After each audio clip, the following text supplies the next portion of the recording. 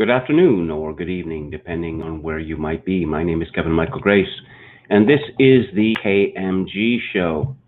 I thought I'd start today with the case of General Michael Flynn. You may have thought that he was home free. Well, no such luck. This is a story from Fox News. Flynn judged to allow amicus submissions, delaying immediate resolution and drawing planned ethics complaint. D.C. District Court Judge Emmett Sullivan issued an order Tuesday indicating he'll soon accept amicus curiae, or friend of the court, submissions in the case of former National Security Advisor Michael Flynn, drawing immediate scrutiny and a planned ethics complaint against Sullivan, who had previously refused to hear amicus briefs in the case. Sullivan's order indicated that an upcoming scheduling order would clarify the parameters of who specifically could submit the amicus briefs, which are submissions by non-parties that claim an interest in the case. As Sullivan specifically said, he anticipated that individuals and organizations will file briefs for the benefit of the court as he prepares to rule on the government's motion to dismiss the case. Judge Sullivan, who denied leave to file amicus briefs when he knew third parties would have spoken favorably of Flynn, now solicits briefs critical of Flynn. Independent journalist Michael Cernovich wrote on Twitter Tuesday evening, "This is a violation of the judicial oath and applicable ethical rules. We will be filing a complaint against Sullivan. He is acting as a politician, not a judge." Sullivan had previously held in the Flynn case that options exist for a private citizen to express his views about matters of public opinion, but the court's docket is not an available option. Will Chamberlain, a lawyer and the editor of Human Events, noted that case law in the circuit generally prohibits trial court judges from second-guessing the government's decision not to prosecute a defendant. Fox News is told that movement on Cernovich's ethics complaint was underway Tuesday night, and that Cernovich was also considering filing his own amicus brief. Cernovich has also sought to intervene in the case of Trump associate Roger Stone to obtain jury questionnaires after issues of apparent juror bias surface, an ongoing effort supported by the Reporters Committee for Freedom of the Press. Flynn's legal team indicated in a filing Tuesday that a sealed amicus brief has already been submitted by a left-wing group known as the Watergate Prosecutors, urging Sullivan not to toss out Flynn's guilty plea despite the Justice Department's request. The group was featured in an October 2019 Washington Post opinion piece and listed Jill Wine-Banks, who previously advanced unsubstantiated collusion theories involving the Trump campaign in Russia, as one of its members. Every time I see that name, I just, the autocorrect in my mind changes it to Jill Wine-Ant. Wine-Banks was also explicitly named as a member of the group seeking to file an amicus brief in the Flynn case. Mueller can prove conspiracy with Russia beyond any doubt, she previously wrote. She also claimed in 2017 that Flynn would receive immunity for kidnapping as well as his federal crimes. Late Tuesday, President Trump retweeted a post by the Twitter user Technofog calling Wine-Banks a Trump-Russia collusion nutter. The post concluded sarcastically, "Good job, Judge Sullivan." Wine-Banks did not immediately respond to Fox News' request for comment. The Federalist Sean Davis responded, "This is who Emmett G. Sullivan, the judge in Flynn's case, is allowing to hijack a case which both the defense and the government prosecution wish to dismiss because the case was tainted by corruption from the beginning. Pathetic." Davis added that Sullivan was letting left-wing lawyers write his final order against Flynn for him. Flynn's attorney, Sidney Powell, echoed those arguments. "The proposed amicus brief has no place in this court," Powell wrote. "No further delay should be tolerated or any further expense caused to him and his defense." In his brief order Tuesday, Sullivan quoted his fellow judge on the D.C. District Court, Amy Berman Jackson, who previously admonished the parties in the Stone case that allowing amicus submissions does not mean that the criminal case will become a free-for-all. "I'm not hiding my disgust, my disdain for this criminal offense," Sullivan said during that hearing. He added that Flynn's allegedly unregistered work with Turkey arguably had undermined everything this flag over here stands for. Flynn was never charged with violating the Foreign Agents Registration Act, which had gone largely unenforced until recently. In a bizarre moment, Sullivan then asked the government attorneys whether they had considered charging Flynn with treason. The prosecutors said they had not, and Sullivan later walked back his comments after a brief recess. Then, last December, Sullivan accused Flynn's legal team of plagiarism in a filing, saying they had, quote, lifted verbatim portions from a source without attribution, unquote. Powell shot back that the claim made no sense and that she relied on one of her own cases, as well as a brief primarily written by a friend whom she cited. On the recommendation of U.S. Attorney Jeff Jensen, who served as the FBI agent for more than a decade, the Justice Department last Thursday moved to drop its case against Flynn. The stunning development came after internal memos were released raising serious questions about the nature of the investigation that led to Flynn's late 2017 guilty plea of lying to the FBI as his legal fees mounted. One of the documents was a top official's handwritten memo debating whether the FBI's goal was, quote, to get him to lie so we can prosecute him or get him fired, unquote. Other materials showed efforts by anti-Trump FBI agent Peter Strzok to pursue Flynn on increasingly flimsy legal grounds. It would not be unprecedented for the government to successfully move to dismiss a case after securing a conviction. In fact, Sullivan himself tossed the conviction of former Alaska Senator Ted Stevens in 2009. When it emerged, the government had not produced a slew of exculpatory Brady material. So let's go back to the beginning here. Why was General Flynn in any legal trouble whatsoever? Well, it turns out that when he was the designated National Security Advisor of the United States of America, he had a talk with the Russian ambassador to the United States on the telephone. And somehow, in the eyes of media idiots and crooked judges like Emmett Sullivan, this is somehow treasonous. They proceed from the assumption, and they've always proceeded for the assumption, that everything that Donald Trump does is illegitimate. You will recall a couple of years ago, Trump had a summit with the Russian President Vladimir Putin in Helsinki. And again, this was held to be treasonous. Remarkable. Wouldn't you say? That apparently the President of the United States cannot meet with any foreign leaders or his national security advisor, not talk with foreign diplomats without this being treason.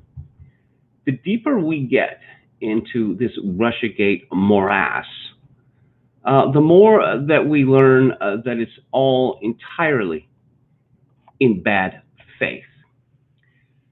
Here's a story from Kevin Brock at The Hill. How would you like to be investigated by the FBI because you disagreed with the president's policies? It sounds a little KGB-ish, you might think. And you'd be right, because the FBI has zero authority to conduct such an investigation. But the more we learn about the FBI's investigation of Michael Flynn, the more it appears he was targeted precisely because, as the national security advisor to the incoming Trump administration, he signaled that the new administration might undo Obama administration's policies, which is kind of what the American people voted for in 2016. Some will say that General Flynn was investigated for legitimate criminal or national security reasons, yet the FBI's ultimate interview of Flynn addressed none of the grounds that the FBI used to open the original case against him. For those of us who have run FBI investigations, that is more than odd. Heavily redacted FBI documents that have been released indicate Flynn was one of several Trump campaign members who merited their own sub-file investigation under the largest, now infamous, Crossfire Hurricane debacle. Flynn even got his own cool code name, Crossfire Razor.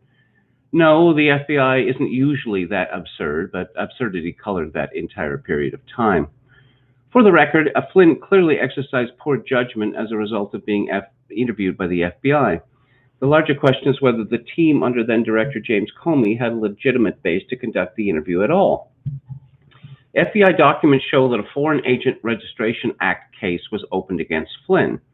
The stated reasons in rank order for initiating the investigation were that he was a member of the Trump campaign, He had ties to various Russian state-affiliated entities. He traveled to Russia, and he had a high-level top-secret clearance, for which, by the way, he was polygraphed regularly to determine if he was a spy. None of the listed reasons is unusual activity for the kind of positions he held. Overall, it is pretty thin justification for investigating an American citizen. Yet, most chillingly, the Crossfire Hurricane team stated it was investigating Flynn specifically because he was, quote, an advisor to then Republican presidential candidate Donald J. Trump for foreign policy issues, unquote. Let me be clear. That is not a legitimate justification to investigate an American citizen. This is a theme that runs through the entire Crossfire Hurricane disaster, which has been publicly articulated by Comey and his deputy director, Andrew McCabe. They saw themselves as stalwarts in the breach, defending America from a presidential candidate who they believed was an agent of Russia. The Comey team's misadventures became a boogeyman pursuit fueled by self-reinforcing paranoia and/or bias that saw spies, who just happened to belong to one particular political party, behind every tree. Explainable and not so unusual behaviors were viewed through a sinister prism of suspicion that ended up hurting a lot of people for no good reason. On January 4th, 2017, 2 weeks before the Trump inauguration, FBI agents at a lower level, where the real work is done, prudently tried to close the Flynn investigation, citing the absence of any derogatory information or other facts that would enable the Bureau to keep the case open. Shockingly, the closing document also stated that there had never been any facts that indicated Flynn was possibly acting as an agent of a foreign power. In other words, there was no basis for investigating Flynn in the first place, and therefore no justification for any further actions. Despite this, the Comey team intervened, halted the case closure, and started laying plans to confront Flynn. The only problem was they had no legal basis to conduct an investigative interview with him. What they suddenly did have was a phone conversation between Flynn and Sergei Kislyak, then Russia's ambassador to the U.S., intercepted a week prior. This set off alarm bells in the Obama administration because the discussion signaled a departure by the new administration from Obama foreign policy on two key issues. Flynn's participation in the Kislyak conversation was not illogical given his new role as incoming national security advisor. The call contained no reasonable criminal or national security violation on his part. Nevertheless, Comey, McCabe, and others appeared anxious to find a way to justify interviewing Flynn. 4 pages of FBI notes and emails released within the past week seem to indicate that the Comey team strategized around an interview approach that might elicit false statements from Flynn, which could be used to damage him. These recently released notes and emails are over 3 years old. That they weren't turned over to Flynn's defense team in a timely manner is a legal earthquake that the court will have to sort out. It's not clear whether this was a failure by the FBI or the special counsel, but the FBI is sporting the black eye right now. The slow dribble of damaging revelations is doing nothing to rehabilitate the FBI's reputation. There's now no doubt that the Comey team wanted a more confrontational interview about the nature of Flynn's phone call with Kislyak. It is clear that the outgoing administration was upset with the substance of that call, and President Obama's dislike of General Flynn was well known. What's less clear is whether the Comey team targeted Flynn for an interview at the behest of the Obama White House or simply to curry favor. Either option is abhorrent, and each should be investigated. In the end, the Comey team forced a meeting with Flynn, ignoring protocols, and in Comey's own words, took advantage of a new, disorganized Trump administration. They had no legal basis for being in Flynn's office and confronting him. The FBI 302 documenting the interview of Flynn shows that it did not probe possible violations of any criminal statute or examine counterintelligence issues. Instead, it focused on exploring what the Trump administration might do differently than the Obama administration. In other words, it was an interview about policy differences between two presidencies. If one were to chisel a 10 commandments of the FBI and descend with them, Charlton Heston-like, from Mount Capitol Hill, the first commandment would read, "Thou shalt not involve thyself with the politics of the White House." A politically manipulated FBI is a threat to the nation. An independent FBI is and has been a blessing to the nation. And it's one of the key reasons America is different from totalitarian regimes. This is why the Comey legacy must be thoroughly examined and reforms enacted as needed. It is vital to all of us. And the author is Kevin Brock, a former assistant director of intelligence for the FBI. He was an FBI special agent for 24 years and principal deputy director of the National Counterterrorism Center. The FBI, it's a thoroughly politicized and corrupt organization that I suppose in a perfect world, it would simply be burned to the ground and replaced with some other institution because it is irredeemably corrupt, as is the CIA, the Department of Justice, and the rest of the so-called deep state. I see ABC News reports just in, nearly 2,000 Justice Department officials have signed onto a letter calling for Attorney General William Barr to resign over what they describe as his improper intervention in the criminal case of former Trump National Security Advisor Michael Flynn. So, well, you want to know who belongs to the deep state? I guess you can start with this letter, where 2,000 of them have outed themselves. Robbie Starbuck tweeted in response, these people have no idea how this plays out across most of America. And most kitchen tables, this is just more evidence that there's a deep state and it's not just a few people. They're a group of unelected puppeteers who've lost the power to run the show. Now, I understand how involved people get with politics, how much of a commitment they have to candidates and parties and races. I felt this way myself for many years. And I know how bitter it is to have one's candidate or party lose an election. But, you know, in the United States, presidential elections come around every 4 years, like clockwork. In fact, the dates are written into history, you know, unto infinity.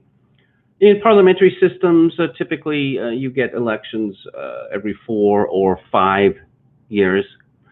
So that is to say, you lose an election, well, you pick yourself up and dust yourself off, and you live to fight another day. But the Obamaites decided that, one, Hillary was going to win because it was her turn, and Trump, who they had written off as a nuisance candidate, apparently he really didn't want to be president. He was only running to boost his brand, fill his pockets. But then they decided that, no, we will use whatever means necessary to stop Trump from becoming president, including, the October surprise, some footage of Trump talking candidly, locker room talk with Billy Bush of Access Hollywood, which was apparently the worst statements ever made by a man in human history. Well, what do you know? Trump actually managed to win the election, and the response was, oh, Hillary got more popular votes. Well, I suppose you could change the electoral college system if you wanted, but it still exists, and the rules are very clear. The rules were the same for Hillary as they were for Donald Trump. And Hillary lost the election, but her people and the deep state and the media, all of the elite, decided this will not stand. That Trump is going to be removed from office by any means necessary. And you might recall, a couple of years ago, there was actually talk of a military coup against Donald Trump. And my joke at the time was, they've decided to remake 7 Days in May, only this time the traitors are the heroes. And it is absolutely remarkable to me that this seditious conspiracy, this treason, is still being celebrated by the media and the elite. That, apparently General Flynn, that prosecution being dropped. It is absolutely outrageous. Well, what's outrageous was that this man's telephones were tapped by the Obama White House. And again, because it turns out that General Flynn was not keen on forever wars. He was also not a friend of militant Islam, which were two very grave sins, according to the Obamaites. So I thought that I would read next a fascinating article that appeared today in the New American Sun, which is a website run by Ryan Landry. And it's called The Age of the TikTok Nurse. It begins with a quotation from H.L. Mencken in Defense of Women. A woman is usually a success as a sick nurse, for that profession requires ingenuity, quick comprehension, courage in the face of novel and disconcerting situations, and above all, a capacity for penetrating and dominating character, which is contrasted with a slogan from Twitter: "She never sleeps, the TikTok nurse. She is dancing, dancing. She says she will never die." And of course, this is a reference to the multitudinous TikTok videos of nurses using IV stands as stripper poles and shaking their asses like baboons and the like. That apparently nurses, every one of them is a rock star now, and it is incumbent upon us to worship them, every single one of them.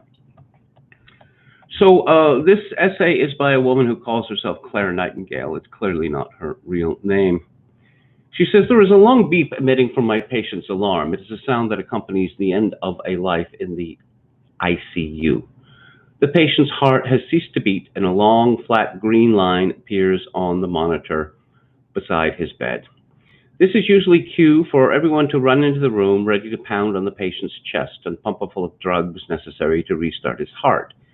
In certain cases, however, the patient has been deemed what's called a DNR, do not resuscitate, which means we allow the patient to die naturally as one can die, lying in a sterile hospital bed hooked up to monitors and punctured with endless tubes. Such is the case with my patient tonight. He is 85 years old, dying of pneumonia related to the coronavirus. His family has prudently decided not to inflict torture on his elderly, frail body and has made him a DNR. It is 11:23 and he has just died. Despite having nearly 10 years under my belt as an ICU nurse, this is my first night in this particular ICU as a travel nurse. I am unfamiliar with the location of certain supplies and the postmortem paperwork. But caring for a dead body is the same in any ICU. Remove the IV catheters and tubes, wash the body, place him on fresh sheets, and transport him down to the morgue.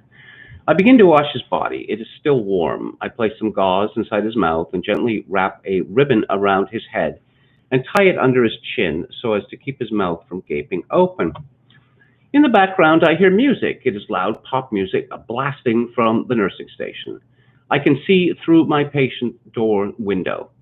A nurse has her hands on the desk and is thrusting her buttocks back and forth.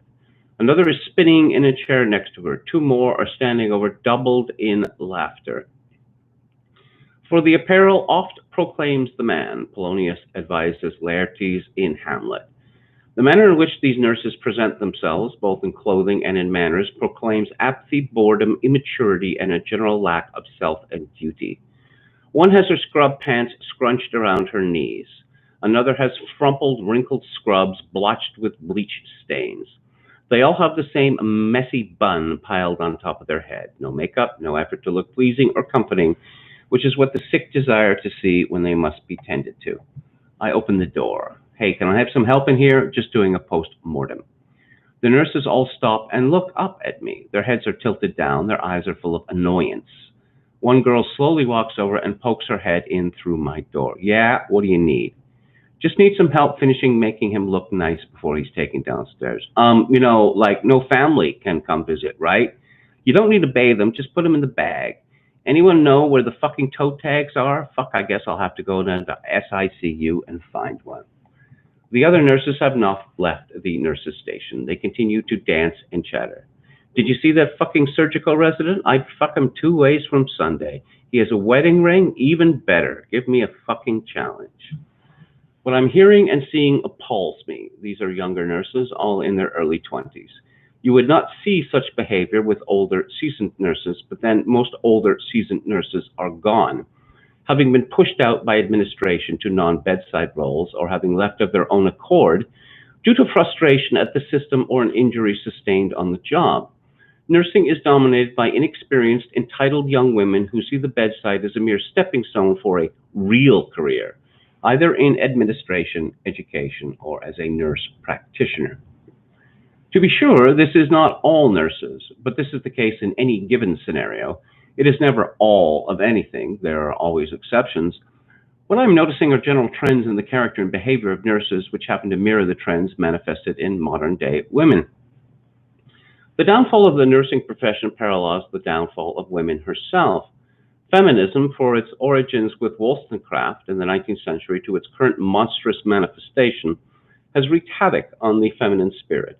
No longer is femininity defined by her gentle character, her familial loyalty, her grace and temperance and patience. No longer is success defined as healthy relationships and a wholesome family, but by a briefcase, cheap heels, and an empty refrigerator.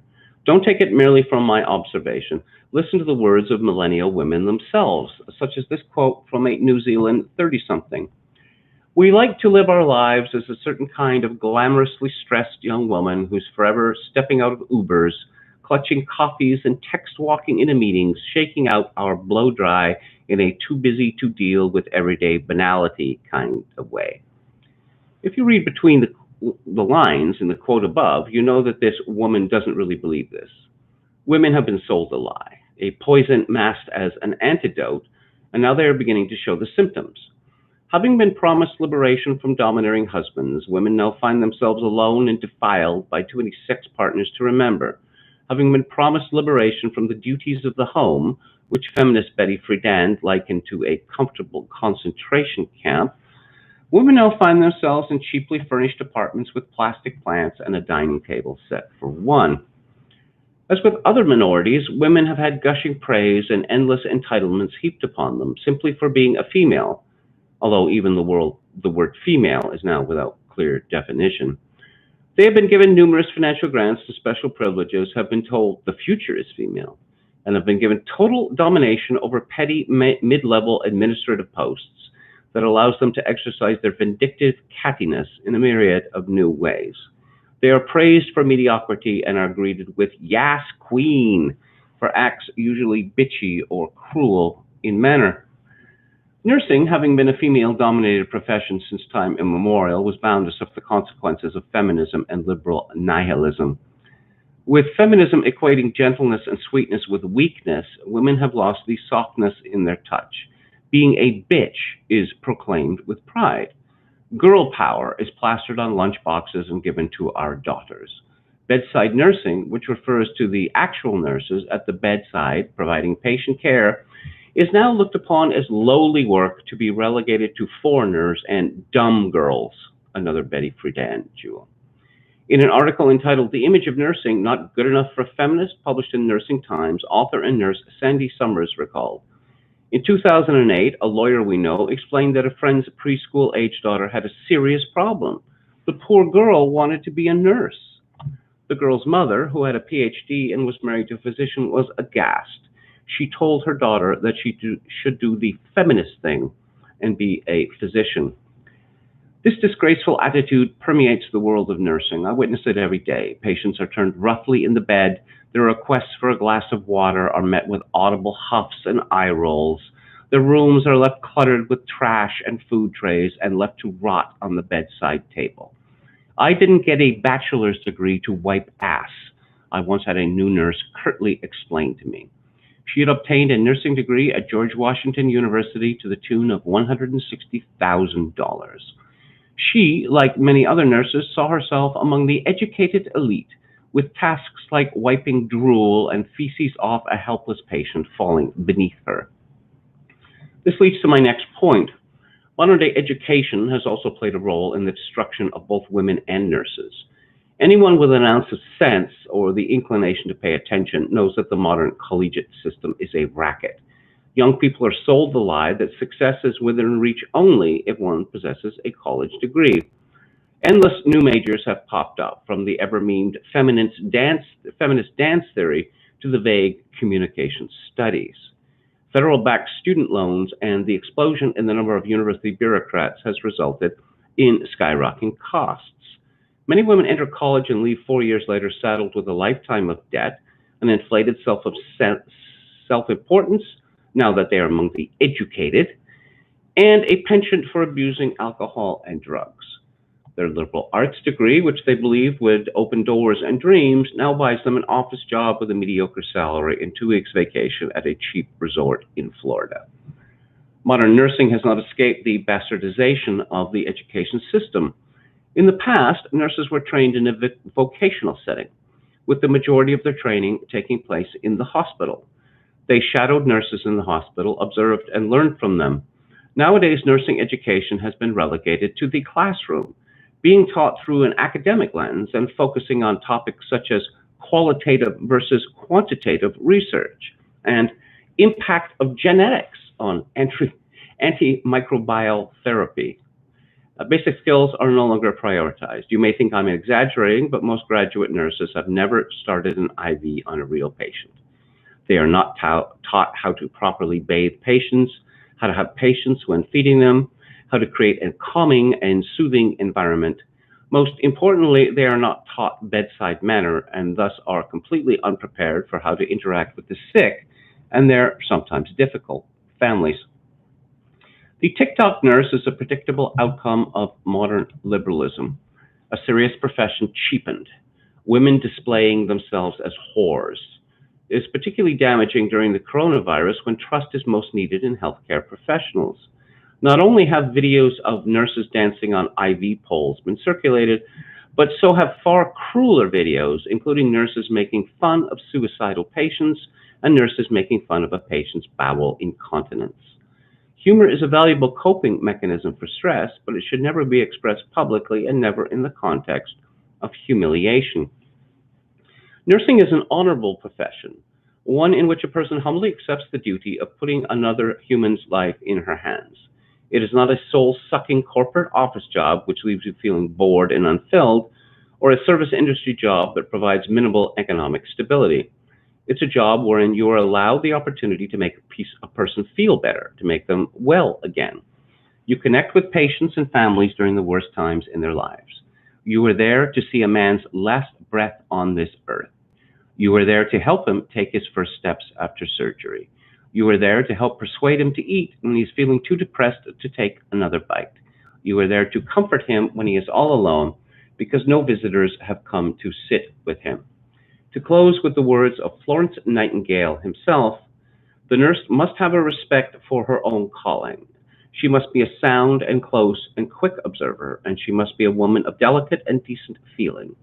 Women should have the true nurse calling, for the good of the sick first, the second only the consideration of what is their place to do, and that women who want for a housemaid to do this or the charwoman to do that when the patient is suffering have not the making of a nurse in them. Not everything in this essay was unfamiliar to me, but I was particularly struck by how would I say, the academicizing, or whatever, how you would say, of all jobs now. I worked in libraries for 15 years, 12 at the University of British Columbia and 3 years for the Richmond School Board. Richmond is a suburb of Vancouver. And I was not a librarian. And you say this is a distinction without a difference? No, there's a huge difference. Because to be a librarian, you have to have a master's degree. That is, you get your BA. I suppose some librarians have BScs, but overwhelmingly they have BAs. And then you must spend 2 years studying the science of librarianship.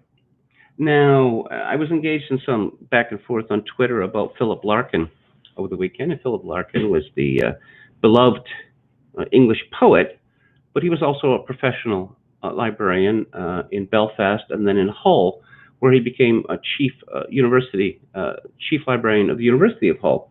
Philip Larkin did not have a degree in library science. John Brain, another British author, was also a librarian.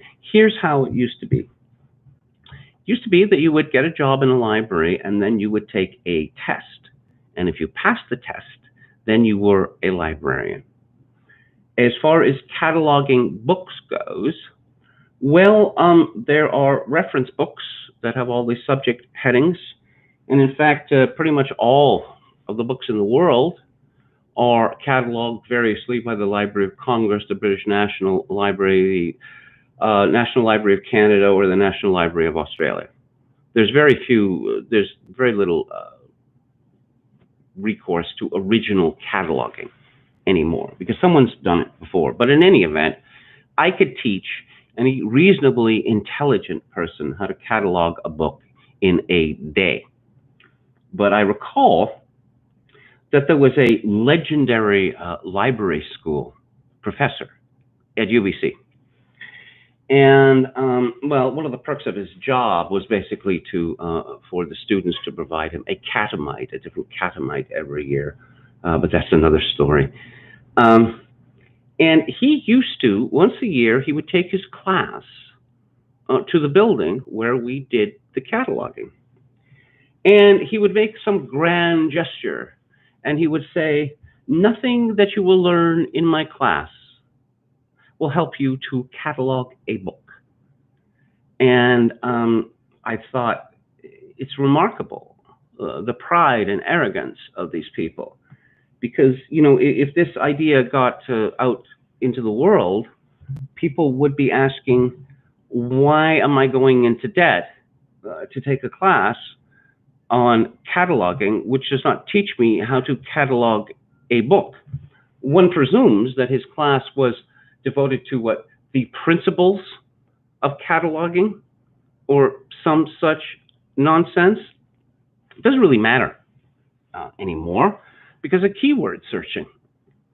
It doesn't particularly matter which classification any book is put in, because you can find the book because of the title of it, the author's name, or the subjects. But notwithstanding that, I have seen librarians shouting at each other over the telephone about whether a book should be cataloged in, say, PS or HQ, PS being American literature and HQ being sociology. Just give you an example.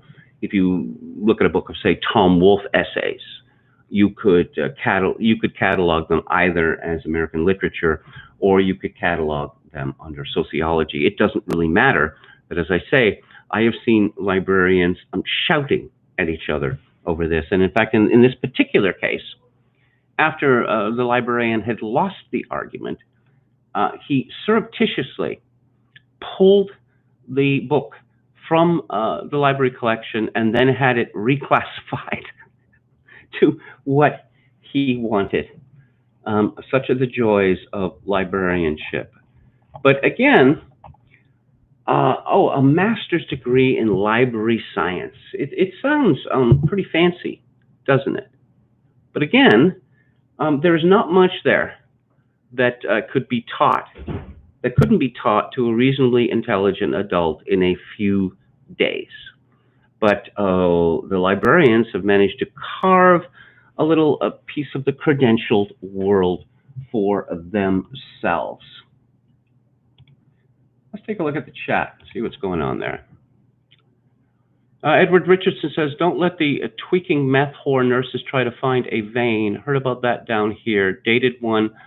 Addicted to opiates. Worked at nursing home. Bye-bye, Florence Nightingale." MCT says, "I read a book years ago about the librarian and the goings-on at work. I truly wish I remembered the title." The School of Library Sciences at the University of British Columbia was pretty much a gay brothel. That there were not very many women there. I guess they were frightened away, and there were no heterosexual men. Well, maybe a couple, because again, they had been frightened away. And whenever you saw two library students talking with each other, you never saw so much flamboyance and the throwing of arms about and ridiculous voices. Chogokin666 says libraries are bum masturbation stations now. Yeah. Metal Mike said, did the Crimean Tatars side with Russia over Ukraine? Adam says, you know what I like about KMG? He doesn't insult his audience. Well, thank you for that. Edward Richardson says, do libraries have books even? A Queen asked Philip Larkin to be Poet Laureate of England. He said, nope. Well, libraries have, there's a big difference between research libraries and public libraries. That research libraries like the University of BC, they use the Library of Congress cataloging system as opposed to the Dewey Decimal System that's used by public libraries. And the public libraries are eager for bodies coming through the door, which is why, from the 50s onwards, they started, buying up all the cheap popular fiction, and then they got comic books in there and all the rest. The original purpose of the public library, as known by, say, Ben Franklin and Andrew Carnegie, was that it existed so that poor people could educate themselves. It no longer fulfills that purpose. It serves only to provide fodder, prole feed, and also to cheat authors of their royalties, because libraries buy an awful lot of books. Josh Randall says, I missed the library. By checking out a book, it compelled you to read it before it was due back. I devoured books then. Yeah, my experience was a little different because I used to take out a lot of books and then I'd forget to take them back, and then I'd be handed a large bill or have my library privileges cut off. I think it was because of that I started buying books, actually. The great thing about buying a book is that it belongs to you and you can do whatever you want with it. And you never have to return it. It just sits there on your shelf, ready to be consulted as needed. Oh, yes, the purpose of the library is to host transgender events for kids. Actually, it's actually gone beyond that, because I saw recently something that had gone viral, which is schools are now, and I'm talking about, very young children, grades 1, 2, or 3, or whatever. They bring in strippers to do routines in order to teach them about sex. I just think that there's something very nasty coming down the pike. What was it that Robert De Niro said in Taxi Driver about a real rain coming to wash away the filth? In this video I saw, all the Karens, the mothers were there shrieking and clapping their hands. They just thought it was absolutely delightful. Yeah. Bunch of comments on nurses. Nurse can't even twerk. I don't. Again, this is like an African mating ritual. I can't really see what relevance it has to our own society. But yeah, that's clearly one of the problems. I mentioned yesterday this piece in the Globe and Mail over the weekend saluting the healthcare professionals at nursing homes in Quebec, when a large number of these people had fled in terror from their patients, and the conditions there were absolutely appalling, with the result that 80, 100, 135 people, etc. If you look at specific nursing homes in Quebec, that's the number of people who've died, and 82% of the COVID-19 victims in Canada are in long-term care homes. It's absolutely appalling. But of course now we're told that we must worship nurses and so-called frontline. You know the militarization of everyday speech? Front lines. Oh, what are they in a war against? Death? Well, I guess, death can never be vanquished. curious thing there. I thought I'd read next from a transcript of an interview on BBC Radio 4 of Lord Sumption, who is a former justice of the United Kingdom Supreme Court, and he is perhaps the most prominent COVID-19 skeptic in that country. He said he was asked where the government is, and he responds, "Well, I'm exactly where I was before, because the mountain has grown and put forth a mouse. Hardly anything is being changed." And that seems to be to me to be the main criticism to be made of the Prime Minister's statement. There is, I think, an important thing to notice about it, which is the narrative has changed in quite a significant way. The fact that a lockdown does not reduce deaths. What it does is to push infections and the resulting deaths into the future. And that's because viral diseases are not like a hurricane, which just blows over and we can all come out in the sun again. And the government's paper that's published today recognized this. It says the virus is going to be with us for a long time. And so he goes on to say that you can suppress the virus down to a level and then test, trace, and isolate individual cases if you get it to a lower enough level, and then you can suppress and go about normal life like South Korea. He's asked this, and he said, you would only do that if you have sufficient, either a vaccine or a sufficient degree of collective immunity, but South Korea has neither of those things. South Korea's economy is wide open. Yes, it is. And he points to one of the strangest things about this panic. That, for instance, in Britain and in my country and in the United States, we are told that, oh, lockdown is mandatory because all the experts say. But that's not what happened in South Korea. That's not what happened in Sweden. To a lesser extent, that's not what happened in Germany. And one might have expected these countries to be wiped off the face of the earth, but that is not what happened. And you would think that would lead people to ask the question, why? But strangely, it has not. And there is a debate going on now about whether children should be allowed to go back to school. I mean, we're already halfway through May, which is close to the end of the traditional school year, but no. It's far too dangerous, apparently. Now, when one looks at the numbers of school children, or pretty much the numbers of anyone under 40 or 30 or 20 who have died of coronavirus, as Alex Berenson points out, one has a greater chance of being killed by lightning than one does of dying of COVID-19 if one is a youth, a school-aged youth. Let's see how this is playing out in politics. Berenson writes, 2 special congressional elections. Republicans won in Wisconsin by 15% and are, shockingly, up in 12% in what was supposed to be a toss-up. But Democrats are the party of lockdowns, and voters love lockdowns. Am I right? Well, it appears that perhaps people do not like lockdowns. And I simply distrust public opinion polls on any subject which hasn't been thoroughly thrashed over. I mean, if you take an opinion poll about approval of, say, the death penalty or abortion, you get pretty solid numbers there, because these have been questions which have been debated to death for many years.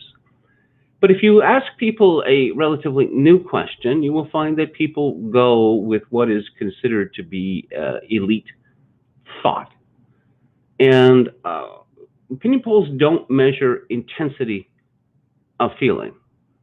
Even opinion polls are supposed to be anonymous, but of course you have to make a declarative statement to another person, which makes people shy. So what are you going to choose? Well, you're going to choose the option that you think everyone else is choosing. I see here a story from CNBC. Top coronavirus health expert, Dr. Anthony Fauci's recent warning about the potentially dire consequences of reopening states and schools too soon was not an acceptable answer, President Donald Trump said Wednesday. Trump told reporters at the White House that he was surprised by Fauci's answers during a hearing before the Senate Committee on Health, Education, Labor, and Pensions. Trump did not single out which specific answer from Fauci that he found unacceptable, but referenced Fauci's testimony about reopening schools in the fall. Fauci, the director of the National Institute of Allergy and Infectious Diseases and a member of the White House task force, that's a military term, again, said at the hearing that he doubted that an effective vaccine or treatment for the virus would be available by the fall when schools are set to reopen. Yeah, no kidding, given that there's never been a coronavirus vaccine. In this case, the idea of having treatments available or a vaccine to facilitate the reentry of students into the fall term would be something that would be a bit of a bridge too far, he said. Unlike, say, outsourcing the creation of monster germs from America to Wuhan, China, which is something that Dr. Anthony Fauci was directly responsible for. Fauci also said that reopening states too soon amid the COVID-19 crisis could bring even more suffering and death, and that he was concerned that rushing to reopen would almost turn the clock back rather than going forward. So apparently America is supposed to be locked down forever, or until there's a virus, whichever comes first. And again, the prospects of a coronavirus vaccine, popping up any day now, not very good. Who's going to pay for all of this? Who's going to pay for people being paid not to work if they're essential workers? I don't know, universal basic income forever for everybody? Is that the idea? One gets the impression that perhaps this was in the plan all along. Fauci's testimony came as more governors start to relax their strict social distancing rules, which are intended to slow the spread of the virus but have ground the U.S. economy to a virtual halt in the process. Trump has cheered on some of the state leaders who are pushing to reopen the businesses that had been shut down amid the crisis. Asked if he agreed with Fauci's concerns, Trump said, look, he wants to play all sides of the equation. I was surprised by his answer, actually, Trump said. To me, that's not an acceptable answer, especially when it comes to schools. The only thing that would be acceptable, as I said, would be professors, teachers, etc. over a certain age, because this is a disease that attacks age and it attacks health. Students and young children, the president added, are statistically far less vulnerable to the disease. I like the way that this is phrased, that Trump is just throwing out this claim that students and young children are statistically far less vulnerable to disease when this is a known fact.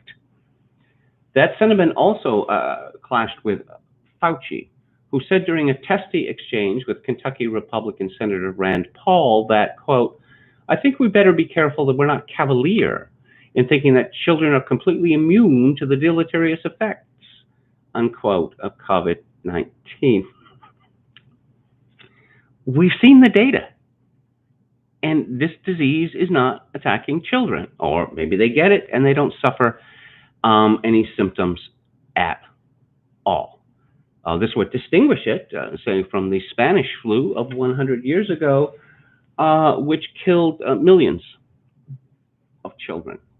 That the Spanish flu, apparently people with particularly strong immune systems were particularly vulnerable to the Spanish flu.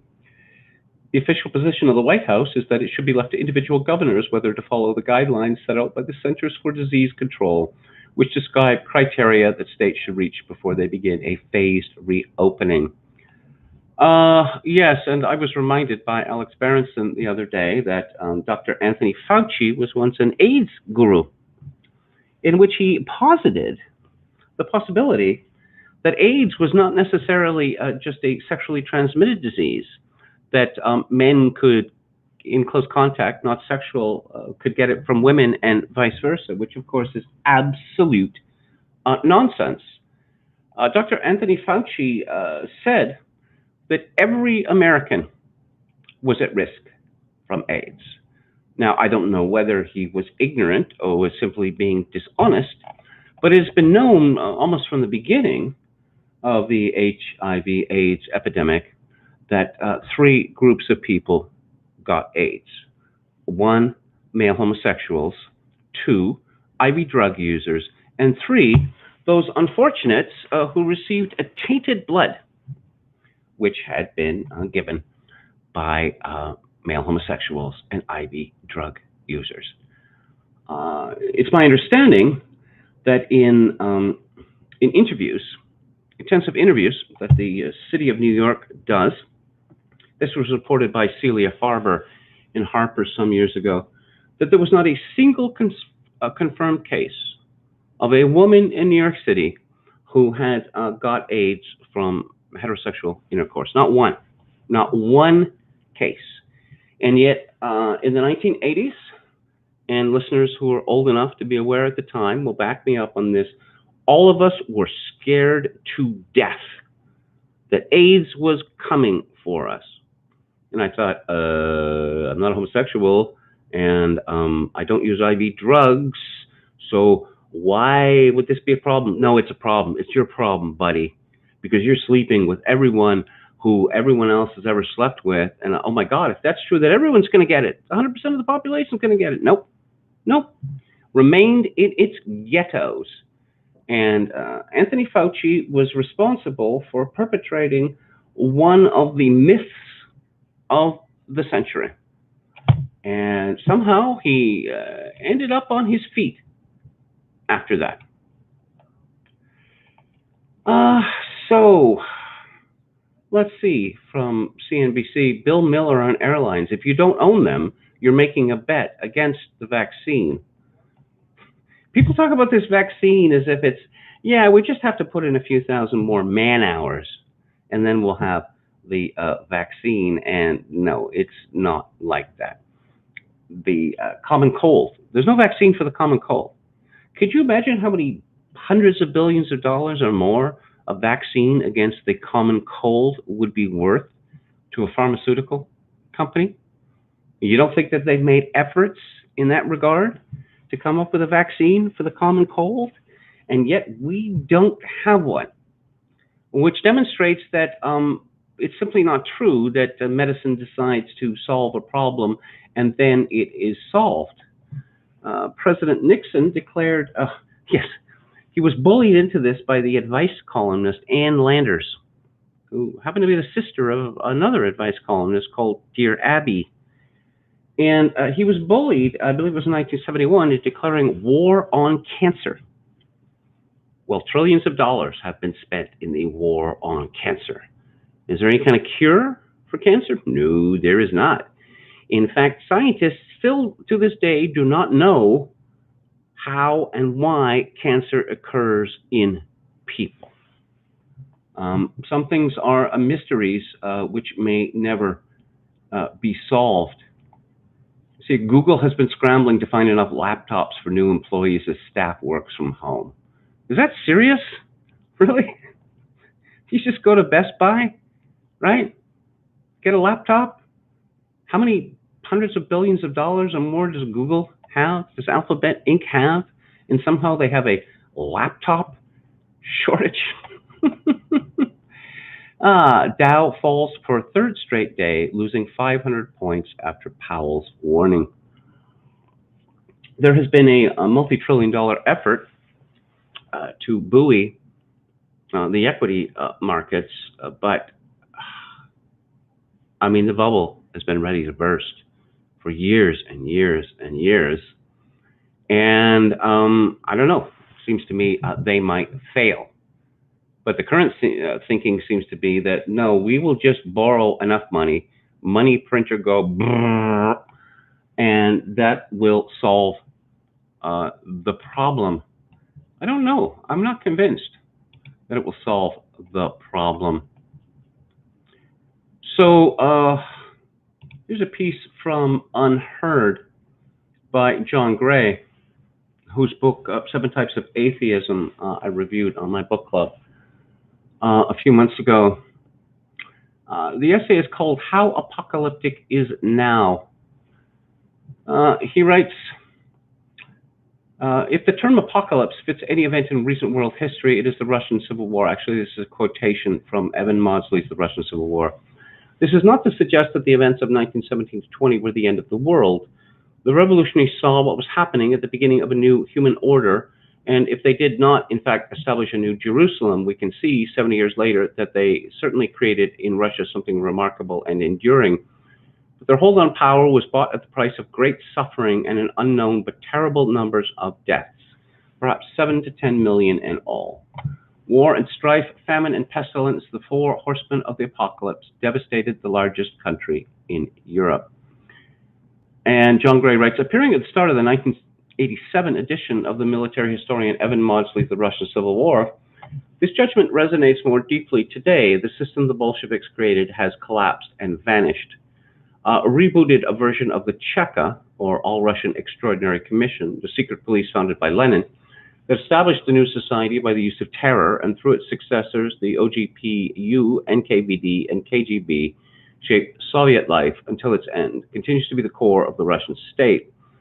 Yet the country it governs, featuring an oligarchical type of capitalism intertwined with state security structures, a restored Orthodox Church, and a Eurasian-flavored variety of imperialism, is unimaginably different from anything envisioned by the founders of the Soviet state.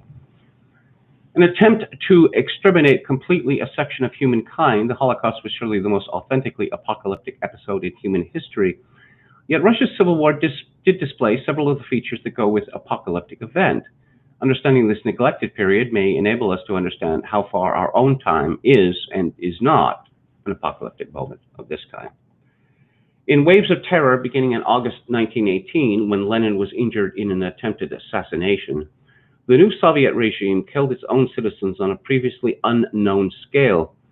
During the 2 months that followed, around 15,000 people were executed for political crimes, more than twice the total number of prisoners of all kinds executed in the previous century of Tsarist rule, which was 6,321. Taken together, the casualties of the revolution, the 1918 terror, the civil war, and the ensuing famine cost the lives of around 25 million people in the territories of the former Tsarist Empire, 18 times the number of casualties it incurred in the First World War. For the rulers of the new state, the breakdown of the old order was an opportunity to refashion society on a new model. Former persons, that's what they called them, that's what they actually called them, former persons, aristocrats, landlords, and priests, together with anyone who employed others, were stripped of civil rights and denied ration cards and housing. Many dying of starvation or from hard labor in the concentration camps Lenin had established, these human remnants of the past watched as their entire way of life was erased. The same was true of the peasantry, whose recurrent rebellions were crushed with savage force.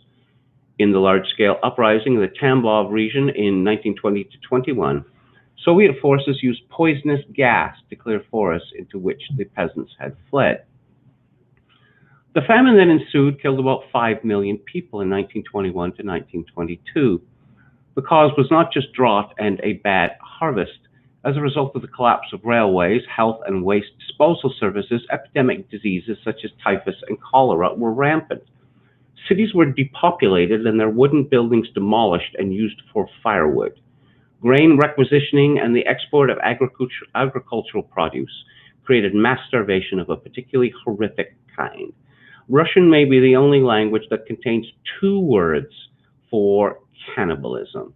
One, and I'm not going to pronounce this correctly, I don't think, trupoyedstvo, denotes the eating of corpses, the other ludoyetsko, killing in order to consume the victim.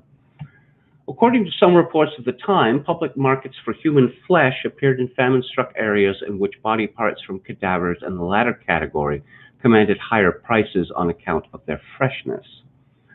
If one of the meanings of apocalypse is a sudden shift to conditions that were hitherto almost unimaginable, this period of history certainly qualifies, but the years from 1917 to 1923 were apocalyptic in another sense. The Soviet state was believed by its new government and its progressivist camp followers in the West, if not by the majority of Russians, to be building a society that would be better than any that had existed before. Curiously, the collapse of the Soviet state was greeted in the West with an outbreak of an apocalyptic optimism, much like that which accompanied its foundation. On October 27, 1989, a couple of weeks before the Berlin Wall fell, I wrote, "What we are witnessing in the Soviet Union is not the end of history, but instead its resumption, and on decidedly traditional lines.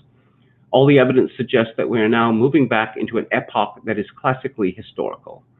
Ours is an era in which political ideology, liberal as much as Marxist, has a rapidly dwindling leverage on events, and more ancient, more primordial forces, nationalist and religious, fundamentalist, and soon perhaps Malthusian, are contesting with each other. If the Soviet Union does indeed fall apart, that beneficent catastrophe will not inaugurate a new era of post-historical harmony, but a return to the classical terrain of history, a terrain of great power, rivalries, secret diplomacies, and irredentist claims." Visiting the US at the time, I was amused to find this view dismissed as apocalyptic pessimism. In think tanks, political gatherings, and business conferences across the land, the fantastical notion that a new era had begun was embraced as sober realism. In line with this thinking, a number of right-wing foundations canceled their international relations programs on the ground that foreign and defense policy would no longer be needed. That a reversion to history as usual should be unthinkable testifies to the mind-numbing power of secular faith. While progressive ideologies are often divided into reformist and revolutionary varieties, the difference is not fundamental. Both rest on the faith that history is an accretive process in which meaning and value are conserved and increased. Actually, history is repeatedly punctured by discontinuities in which what was gained is irrecoverably lost. Whether because of a war or revolution, famine or epidemic, or a deadly combination as in the Russian Civil War, the sudden death of ways of life is a regular occurrence. Certainly there are periods of incremental improvement, but they rarely last longer than 2 or 3 generations. Progress occurs in interludes when history is idling. In the theistic religions from which the idea is derived, apocalypse means a final revelation that comes with the end of time. Elected during the Roman plague of 590, from which his predecessor Pelagius II had died, Pope Gregory the Great wrote, "The end of the world is no longer just predicted, but is revealing itself." But the world did not end. The 4 horsemen came and went, while history stumbled on. In the eschatological sense in which Gregory understood it, there is no such thing as apocalypse. But if it means the end of particular worlds that human beings have fashioned for themselves, apocalypse is a recurrent historical experience. When you read diaries of people who lived through the revolution in Russia, you find them looking on in disbelief as vast, centuries-old empires of the Romanovs melted into nothing in a matter of months. Few then accepted that the world that they knew had gone forever. Even so, they were haunted by the suspicion that it would not return. Many had a similar experience in continental Europe when the Great War destroyed what Stefan Zweig, in his elegiac memoir, The World of Yesterday, called The World of Security. And you will remember that I reviewed Stefan Zweig's book, The World of Yesterday, a few weeks ago on the book club. We find ourselves in analogous time today. We will not wake up after lockdown in the same old world and find it just a bit worse, as the French novelist and provocateur Michel Houellebecq has asserted. Dismissing the virus as banal, he observed that it is not even sexually transmitted. In fact, recent reports suggest it may be transmissible through semen. Much in the way we lived before the virus is already irretrievable. Probably a vaccine will be developed along with treatments that reduce the virus's lethality. But this will likely take years, and in the meantime, our lives will have altered beyond recognition. Even when it arrives, a deus ex machina will not dispel a popular dread of another wave of infections or a new virus. More than government-enforced policies, public attitudes will prevent any reversion to pre-COVID ways. The relevant comparison here is not with previous pandemics such as the Spanish flu, but instead the more recent impact of terrorism. The numbers killed in terrorist incidents may be small, but the threat is endemic, and the texture of everyday life is altered profoundly. Video cameras and security procedures in public places have become part of the way we live. COVID-19 may not be an exceptionally lethal pathogen, but it is fearful enough. Soon temperature checks will be ubiquitous and surveillance via mobile phones omnipresent. Social distancing in one form or another will be entrenched everywhere beyond the home. The impact on the economy will be immeasurable. Enterprises that adapt quickly will thrive, but sectors that relied on pre-COVID lifestyles, pubs, restaurants, sporting events, discos, and airline travel, for example, will shrink or disappear. The odd life of carefree human intermingling will fast slip from memory. Some occupations may gain in power and status. Health and care workers need more than applause for their efforts. Better pay and conditions will be demanded and may well be achieved. Workers in other low-paid jobs and the gig economy are likely to fare more badly than before. The impact on the knowledge classes will be far-reaching. Higher education operates on a model of student living that social distancing has rendered defunct. Museums, journalism, publishing, and the arts all face similar shocks. Automation and artificial intelligence will wipe out swaths of middle-class employment. Accelerating a trend that's been underway for decades, the remains of bourgeois life will be swept away. As pre-COVID life fades into history, large sections of the professional classes face a version of the experience of those who became former persons in the abrupt historical shifts of the last century. The redundant bourgeoisie need not fear starvation or concentration camps, but the world they have inhabited is evanescing before their eyes. There is nothing novel in what they are experiencing. History is a succession of such apocalypses, and so far this one is milder than most. I'm not so sure that I agree with John Gray, who's a very clever man and a deep thinker. So much of what we hear about, the end of normal, and the new normal isn't going to be the old normal, this is what is told to us by the elite. And they have a vested interest in this new normal, whatever it might be. For instance, the distinction between so-called essential and non-essential workers, and the practical distinction between essential and non-essential people. What we have learned, one of the things we learned from COVID-19, that old people, very old people, they're not essential. Not essential at all. And if we kill them in large numbers by forcing infected people into their midst, well, them's the breaks. And yes, as I've said before on the show, I believe that conditions are about to become much, much worse for old people. Hurry up and die. We'll send, what's his name, Dvorkian. We're going to send the suicide doctor to you. Maybe we'll have a suicide booth erected in every hospital, and they're going to be encouraged to get the hell out, to end it all, because you are wasting valuable resources. And that would save an enormous amount in medical care and in pensions if old people were started to be culled in large numbers. And guess what? We've run out of money. There's been no money to speak of since 2008, but we all pretended that there was money. We could just, print the money. And now soon we're going to reach the limits of printing money. And then what?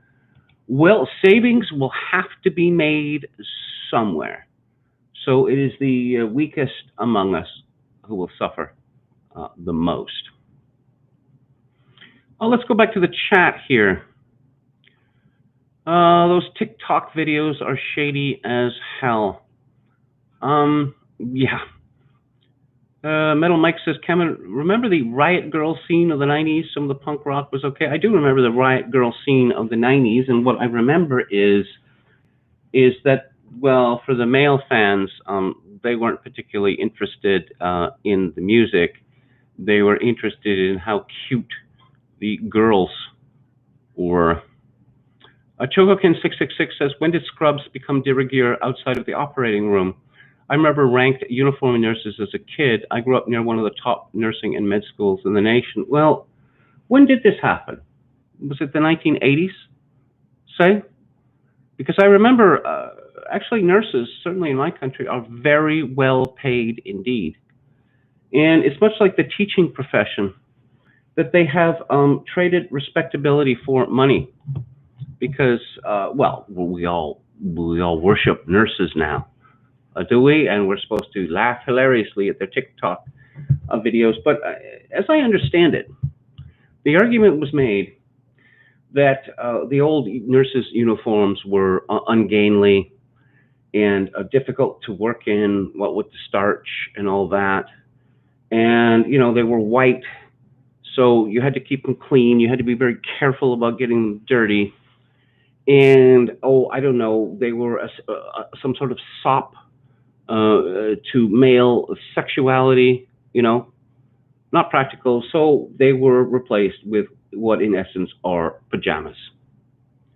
And when I was in the hospital a few years ago for an operation, I was absolutely shocked by the number of nurses that had tattoos, including sleeve tattoos. I would just never trust any woman with a sleeve tattoo. But that's the world that we live in. Quetzalcoatl says, obscene to even think about twerking on the job. Yeah, I mean, did I think it was going to come to that? No, no, I didn't think. Metal Mike says, I stopped going to libraries when they banned smoking. I'm trying to remember when libraries actually permitted smoking. Of course, I didn't start smoking until I was 27, so I guess I wouldn't have noticed before then. Tattoos are trashy, I agree, says Walrus Lol Bertarian. Well, the problem there, it's like the pierced navel for women. I thought for the longest time that it was along the lines of the tramp stamp, the small of the back. But now I'm kind of thinking that maybe there are fewer women with unpierced navels than there are with pierced navels. I mean, it used to be that tattoos were a very handy signifier. And what they signified was stay away, trouble here. But now you see that women have to go to, their signifying has become far, broader and more outrageous. The asymmetrical hair, the multicolored hair, the piercings over the eyebrows, or the piercing of the septum. There are women going around looking like beasts of burden, and I think that is the signal that they're sending out, that you can treat me like a beast. In fact, I want to be treated like a beast. Let's see. Jonathan Paul says, I am the only Gen X white guy with no tats. Okay. Walrus Libertarian says, Tom, have you considered an exit strategy for the Corona hysteria viewpoint corner you have painted yourself into? Also half kidding, bad for old people. Well, no, I predicted this, I think it was around March 17th, that the lockdown is going to lead to economic devastation, the collapse of society, the crushing of civil liberties. But whatever the results are, the various countries, the leaders of the various countries, are going to pat themselves on the back and say, if it were not for the procedures that we adopted, the death toll would be 3, 4, 5, 10 times higher. So, Jonathan Paul says, my first wife had 8 tattoos. Here's the thing about tattoos, that it's one thing to have tattoos on one's arms, say, but the closer the tattoos are to the genital regions or to the breasts, that is a red light flashing. Stay away. You will only get burned. Let's see. Toby Young writes in Lockdown Skeptics, and he has the cover of the front page, the cover of the London Times. And the lead story is, don't engage with school reopening plans, unions tell teachers. I think there's a very simple solution to this. which if the schools reopen and the teachers won't go, fire them. Again, I was talking about librarians earlier, and we make people get a bachelor's of education degree, which didn't exist until fairly recently. And teaching is largely an innate skill, but the gist of it can be taught to any reasonably intelligent person in not a very long period of time. Teachers do not need to be credentialed. In any event, the facts that they teach come in textbooks, the famous answer key. It's not as if a teacher who teaches arithmetic is supposed to know much about arithmetic, or a teacher who teaches history is supposed to know much about history. The Times says the teaching unions are advising their members not to return for work if primary schools reopen in June. The National Education Union said it was unconvinced that there was any scientific basis behind government guidance issued yesterday that teachers didn't need PPE equipment to keep them safe, Rosemary Bennett reports. She continues, many parents are also skeptical that the guidelines would keep their children, family members, and the wider population safe. I was quite surprised to read that, given the recent slew of evidence that children don't transmit the disease. But the real jaw-dropper is that Annalisa Dodds, the Shadow Chancellor, told the Times that she would keep her 6-year-old son at home unless the government provided evidence to show that going to school would not risk harming others. Does she not realize that children under 10 aren't infectious? Across the entire world, there hasn't been a single case, not a single case, of a child under 10 infecting someone else? What more assurance does Annalise Dodd need? I wonder if the Shadow Chancellor has signed this Change.org petition demanding that the government give parents the option of keeping their kids out of school if they reopen in June because, quote, many of us feel it is too early. So far, it has had over 500,000 signatures. And the story is then illustrated with a picture of children at a primary school in France playing alone in chalk isolation zones to maintain social distancing. You think that you had heard the very end of all of the ways we now have to drive children insane, but now we've come up with another one. Teach them from the earliest age that every other person on earth is a dire threat to their lives. The news broke this morning that the UK economy shrank by 5.8% in March, the largest month-on-month fall since records began in 1997. The economy shrank by 2% in the first quarter, the sharpest fall since the first quarter of 2008, when Britain was in the throes of a financial crisis. The story continues. Official figures will likely show a much sharper contraction in the second quarter of the year, as the data will capture the full effects of lockdown, which was introduced on March 23rd. Analysts said that the latest data suggested that the economy contracted by 21% after the lockdown was imposed. On its front page, the Telegraph splashes with a story based on a leaked Treasury document on that estimates this year's budget deficit will be £376 billion. The Treasury's own base case scenario for its budget deficit by the end of the financial year is £337 billion, which is more than £280 billion more than the pre-pandemic forecast. And remember, that's base case. The Treasury's worst case scenario is for a deficit of $516 billion, although in the most extreme case, it could be as high as £1.2 trillion. How's the government going to pay for this without plunging us into sovereign debt crisis? Tax rises, freezing public sector wages, and abandoning the triple lock on pensions, according to the Telegraph? This would break the tax lock included in the Conservative Party's last manifesto, promising not to increase the headline rates of income tax, national insurance contributions, or value-added tax. As one senior Conservative MP said to me on the weekend, I'm beginning to think we may not win the next election.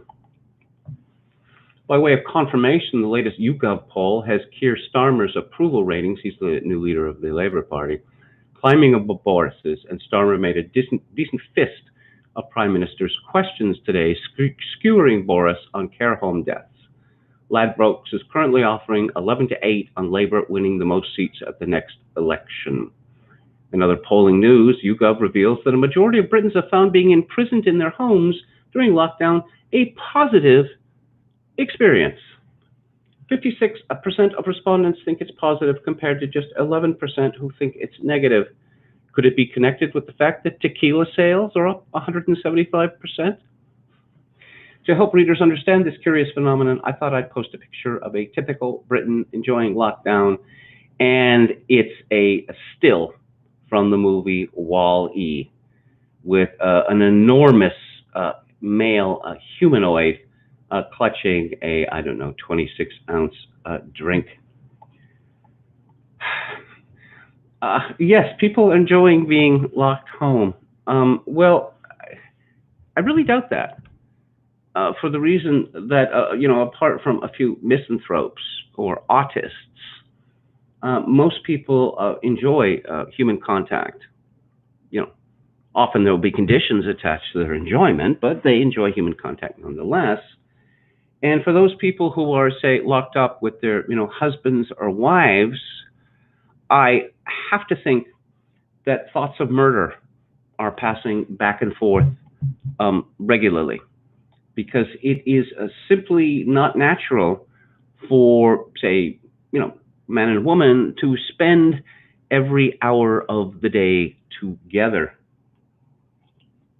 In case you missed, Matt Ridley and David Davis's MP, David Davis, he's a British MP, joint piece criticizing Imperial College's modeling in the Sunday Telegraph.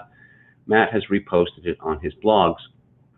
They focus on the shortcomings of the code, drawing in part on the review published on this website last week. The two parliamentarians also make the point that if critical government decisions affecting all our lives are going to be based on computer models, the code powering those models really ought to be made public. Again, this just seems so obvious that it wouldn't need to be repeated. Okay, expert advice says that we must lock the country down. What's the basis of this expert advice? It's a computer model. Oh, can I have a look at this model? No, you may not. It is proprietary. Has it been peer reviewed? No, it has not. Has Imperial College ever made any important predictions in the past? Yes, it has. How did those predictions turn out? Badly, very badly. Oh, but we're going to let them do something which is unprecedented in history, which is to shut the country down. Well, yes, of course. They are the experts. The Telegraph has published a very damning piece by Ambrose Evans Pritchard.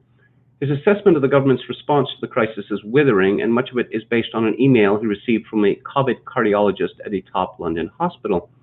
Here's Ambrose's summary of the email, as well as some direct quotes from it. Basically, every mistake that could have been made was made. He likened the care home policy to the siege of Kaffa in 1346, that grim chapter of the Black Death when a Mongol army catapulted plague-ridden bodies over the walls. Our policy was to let the virus rip and then cocoon the elderly, he wrote.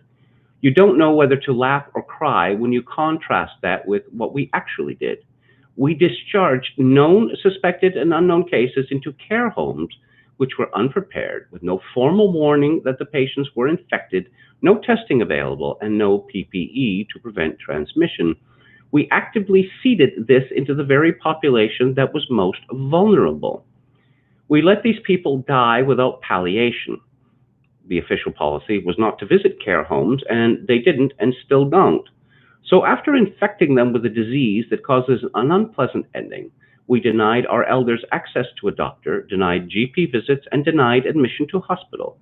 Simple things like fluids withheld. Effective palliation like syringe drivers withheld. The striking thing is how consistently the government failed in every single element of the response everywhere you turn. This is probably the most expensive series of errors in the country's history. Reading this doctor's email helped clarify for me that the case against the lockdown isn't just that the loss of life it will bring about from other causes will be far greater than the number of people it is supposedly saved from dying. of COVID-19, if any. It's also that the lockdown itself has exacerbated the loss of life from COVID-19. The fact that NHS hospitals discharged elderly patients diagnosed with coronavirus and sent them back into care homes is an appalling scandal. As Dominic Lawson wrote in the Sunday Times, it shames the nation. Heads must roll. Isabella Kaminska wrote a terrific piece for the Alphaville section of the Financial Times yesterday in opposition to the censorship of COVID dissent by big tech companies like Facebook and Google via the use of algorithms. She refers to this as censor tech, and the title of her piece is From Fahrenheit 451 to Censor Tech. And Kaminska points out that not only is content on Facebook and YouTube being removed if it challenges the official COVID orthodoxy, but our private messages are also being policed. Facebook has just shut down Michiganders Against Excessive Quarantine, an anti-lockdown digital group with 385,000 members. WhatsApp, for instance, has made it impossible to share controversial clips with more than one person in an effort to limit the dissemination of fake news. And what counts as fake news? Any newsy content that's gone viral, apparently. Kaminska found that out when she tried to share a clip of former Swedish chief epidemiologist Johan Giesecke defending Sweden's response to the pandemic on Sky Australia's Outsiders program, and received a message telling her she was only allowed to send it to one person. You can dislike Giesecke's views, she says, but you shouldn't suppress them. Dissent is essential in a democracy, as is criticism of national policy via respected peers. What are we supposed to do? Pretend Sweden suddenly doesn't exist? Well, yes, I think that we are going to be told that Sweden doesn't exist. And that pretty soon now, if it's not happening already, if one points out that Sweden essentially had the same result with COVID-19 that other countries did with no lockdown, you will be told that you're lying, and that never happened. And I think that we can expect to see all references to Sweden's success with its no lockdown policy being removed from the internet, being removed from all social media platforms. And instead, we will be told to listen to the wisdom of the World Health Organization and the Chinese Communist Party. What's so good about Kaminska's piece is that she doesn't just rely on standard free speech arguments to criticize censor tech. She also tries to engage with those who believe that allowing genuine fake news to circulate in the public square is dangerous, such as theories linking 5G masts to coronavirus. She points out that suppression is always self-defeating. It pushes the conspiracy theory underground where it can grow unchecked by rational scrutiny and evidence-based rebuttal. I'm afraid I don't agree with Toby Young here. What we learned from Stalinist Russia and what we have learned from China is that censorship works. In fact, what we've learned from Canada is that censorship works. And it doesn't even have to be direct censorship. I suppose it's not against the law to print an article in a Canadian newspaper or magazine against my country's immigration policy, but newspapers stopped doing this, magazines stopped doing this decades ago, because they realized that anyone who wrote such a piece or any editor who published it would be subjected to such a hateful barrage in response and threats against their social standing and even their livelihood, that what we have in Canada is essentially self-censorship. What was it, last year? Some teaching assistant or an instructor at a college in Calgary wrote a piece against Canada's policy of official multiculturalism. And oh my God, you think that this fellow had written a piece saying the Holocaust was made up, that the Vancouver Sun, how dare they run this? The Vancouver Sun quickly removed it from the internet and issued several fulsome and groveling apologies for this and stated, oh, well, yes, we have a new review process to allow that no crime think will ever be allowed in the Vancouver Sun again. But that didn't stop many, many people, including many worthies, from demanding the scalps of everyone who could be tied in any way to the publication of this piece. Sunlight is the best disinfectant, Toby Young says. That's a liberal view. And it appears that the liberal age has come to an end.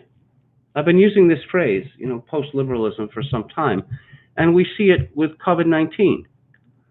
Oh, your job is not essential. Really? Can I dispute that? Is there some sort of court I can go to? No, sorry, there isn't. This is a matter of life and death. Your job is not essential. Simple as that. Oh, and society, being closed down. Are we going to have a debate about this? Nope, no time. No time for a debate. And we have consulted experts and Professor Ferguson's model. Wait a minute. You consulted experts. You know that there are experts on the other side of this, right? No, they're not experts. They're crazy people. Anyone who disagrees with us is crazy. But what about Professor Ferguson's black box? Silence. Silence. You will not criticize the black box, or you will know the reason why. We are very much in a post-liberal society. I don't know that I share John Gray's view that in terms of life as we know it has ended. I think it's too early to tell, but the early indications are not good. Of course, there's always the possibility, that the people or a sufficient number of people could rebel against this. I am reminded, once again, of the Pareto distribution of 80-20. Only 20% of the Americans in the 13 colonies in the 1770s were in favor of separation from Britain. And only 20% of that 20% was prepared to take up arms. That means 4% of Americans were prepared to take up arms to violently separate America from the British Empire. And guess what? They prevailed. So Toby Young continues, the German-speaking reader has been helping this site cover some of the big COVID stories in Germany, has read the report by an auditor in the Ministry of Interior that was leaked to Tickes Einblick, a right-of-center online magazine. It's now referred to as the BMI report. Tickes has released the full report. I've skimmed through chunks of it, and the conclusions and recommendations are uncompromisingly clear. The global threat of the virus has been massively overestimated. The collateral damage caused by lockdown measures is and will be gigantic.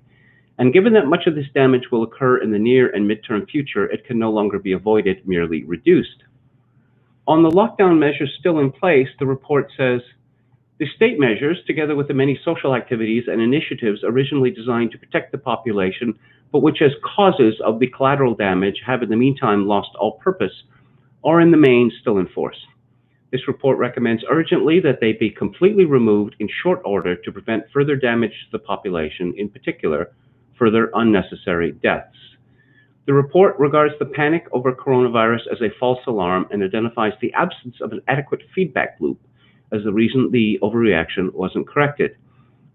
Quote, a major reason for the false alarm remaining undiscovered for weeks was that the framework governing the handling by the crisis team and the wider general management of a pandemic did not include any processes designed to detect changes in data that might point either to a false alarm or to the threat of collateral damage, in particular where that involves a threat to life becoming greater than the risk to health and lives posed by the virus.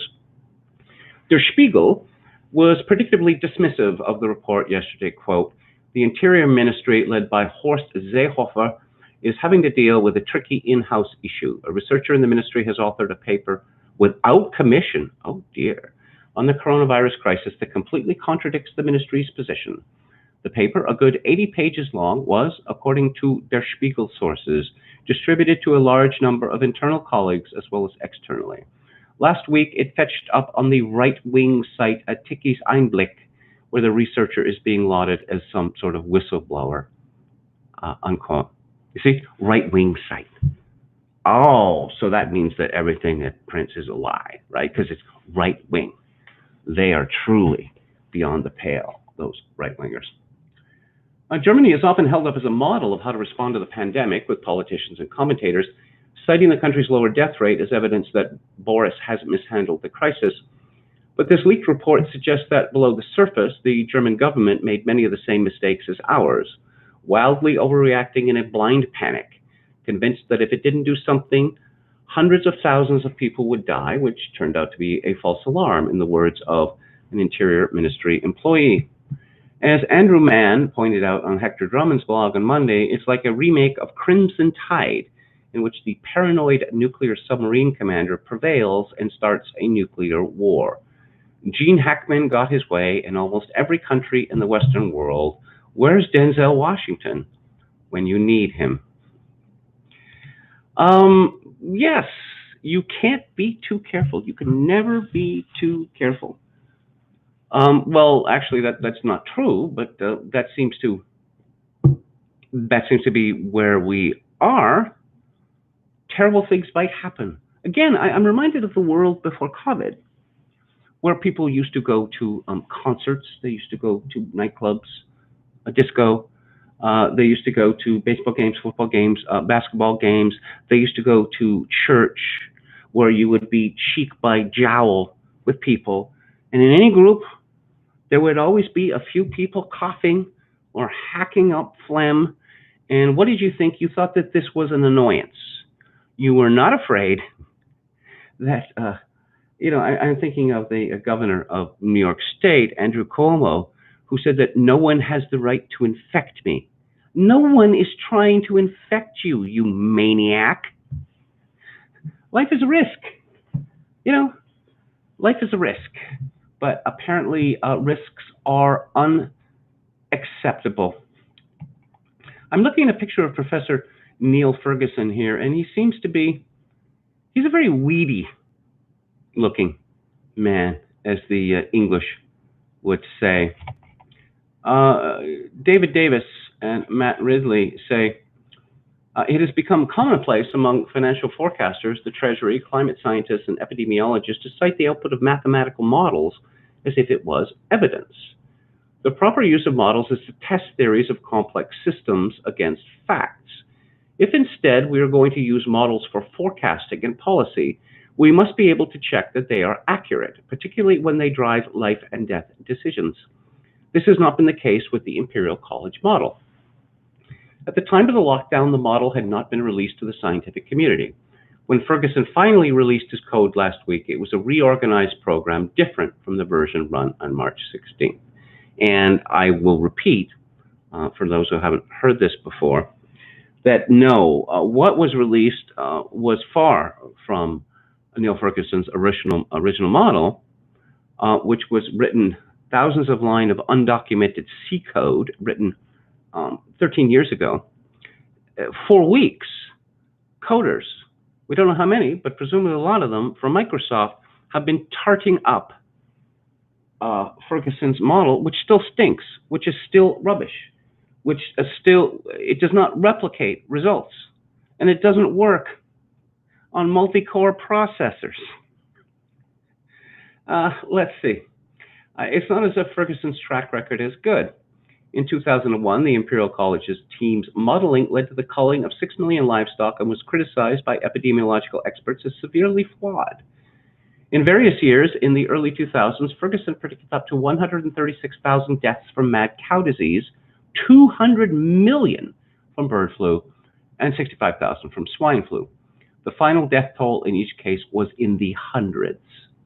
In this case, when a Swedish team applied the modified model that Imperial put into the public domain to Sweden's strategy, it predicted 40,000 deaths by May 1st, 15 times too high. We now know that the model software is a 13-year-old, 15,000-line program that simulates homes, offices, schools, people, and movements. According to a team at Edinburgh University which ran the model, the same inputs give different outputs, and the program gives different results if it is run on different machines, and even if it was run on the same machine using different numbers of central processing units.